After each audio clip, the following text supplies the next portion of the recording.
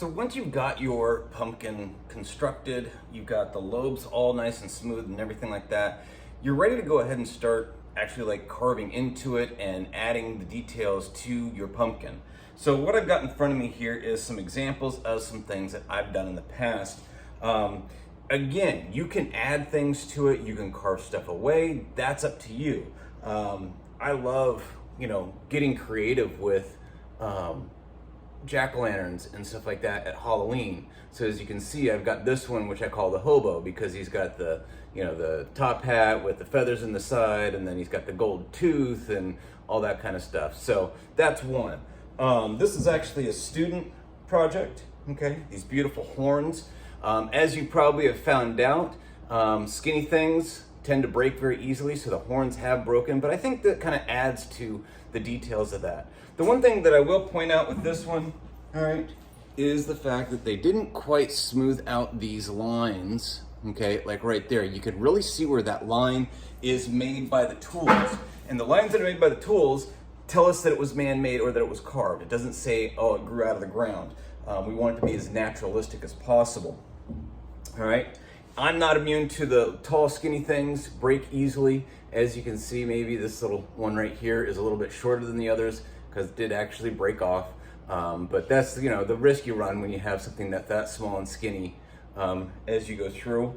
You can give them a tongue. It can have horns. It can have big bulging eyes. It can have a little pumpkin on its tongue.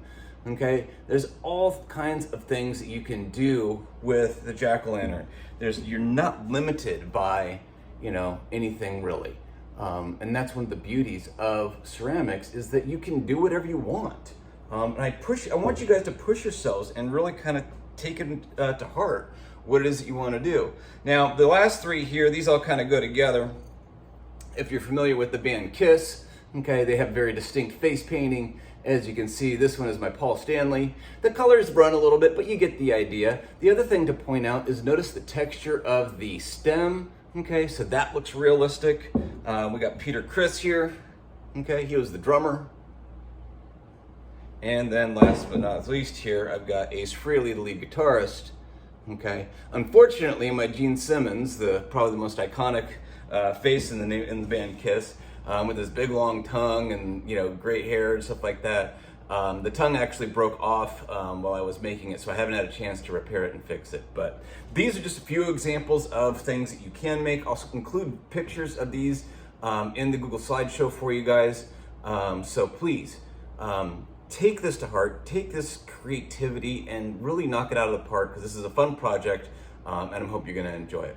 I'm gonna go on, I'll get my sample piece ready, and I'll go ahead and show you guys how to actually construct something and how to build it and cut it out in the next video.